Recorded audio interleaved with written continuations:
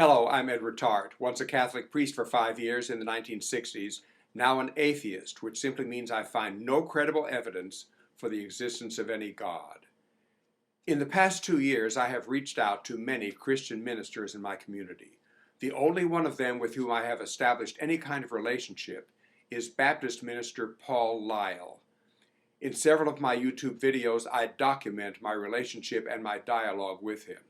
Some of you have said that I am wasting my time to communicate with him, but he is the only such contact that I have locally. He has a blog, to which I have a link below, that presumably many of his congregants read. So by commenting at his blog, I can reach out not only to him, but also to some of his congregants. Today is November 25th, 2011. This is Thanksgiving season. Paul Lyle's most recent blog entry is entitled, "Who to Thank When There Is No God." In this blog, he expresses his displeasure that our society is increasingly secular, with less attention being paid to his God. He asks, quote, "Are we losing our sense of thankfulness? What is the point of Thanksgiving when there is no one to thank?" Unquote.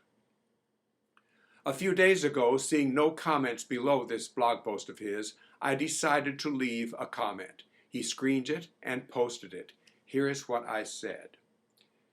"This year, I am particularly grateful to the medical scientists who developed the medicine that shrunk and stabilized my abdominal cancer, and to the surgical teams at MD Anderson Cancer Center who successfully removed the entire cancer and also repaired the large hernia near it. In addition, I am grateful to the nurses and other healthcare professionals who helped me in my recovery at the hospital. And I am grateful to the eye surgeon and his team who did cataract surgery on both my eyes earlier this month, resulting in my having the best vision that I have had during most of my adult life. My gratitude also extends to the Catholic lady who lives hundreds of miles away, who in matters of religion is my adversary, but who as a friend visited me by Skype several times when I was in the hospital, thereby cheering me up.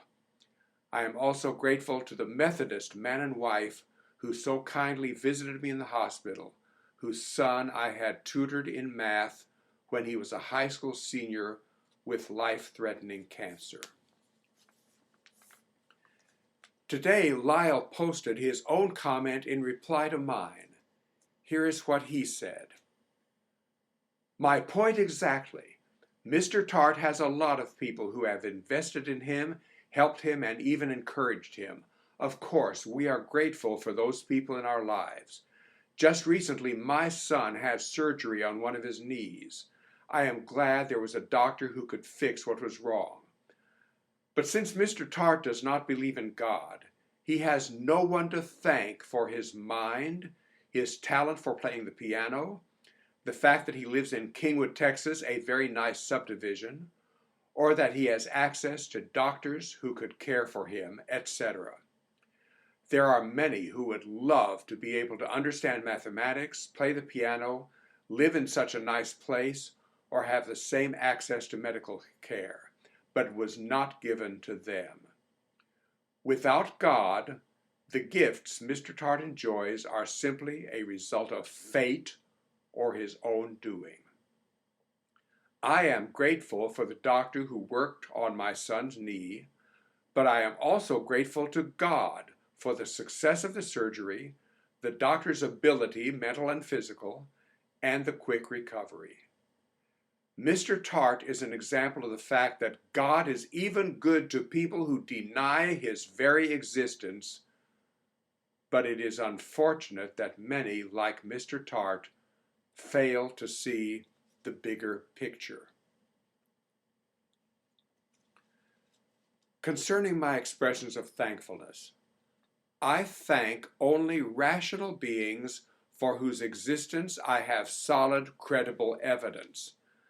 That means I thank only fellow human beings. I do not thank the god Thor, or Poseidon, or Ra, or Baal, or Mithras, or Lyle's God. simply because no God has furnished me with any credible evidence of its own existence. But in any event, I would not feel comfortable thanking Lyle's God for anything. Why? Because while his imagined God was helping the surgeons with my operation at the cancer center, his God was also planting deadly cancer cells in a lot of other people.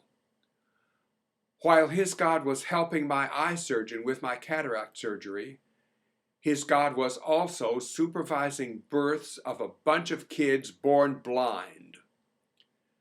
And while his God was helping me play the piano and love the sound of music, his God was also sustaining total deafness for a lot of people.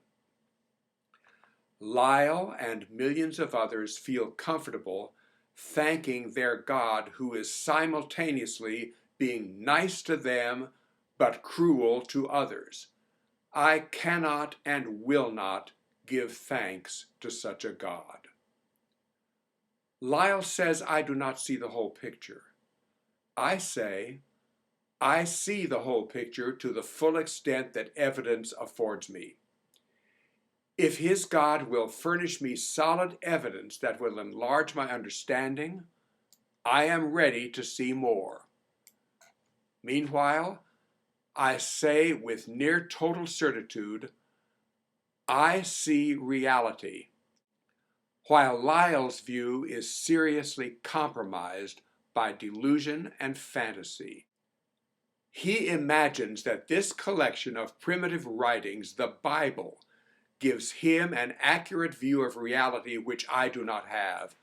I say he is wrong. I am hoping that some of you, my fellow atheists, will read Lyle's blog and leave comments, so that he and a bunch of his congregants will be exposed to your perspective, a perspective that in their closed church environment they are deprived of. I am not comfortable when I communicate with Lyle, because he has called me a liar and a coward, and of course, faithful to his religion, he believes that I will spend eternity in a lake of fire. But if you leave a comment at his blog, subject to his approval, be sure that you are polite to him. Do not call him any names. Do not use any profanity. Otherwise, he has said he will reject your comment. Also, he has said that he will not allow platitudes. Of course, it is up to him as to what is or is not a platitude. To all of you, thank you for watching this video.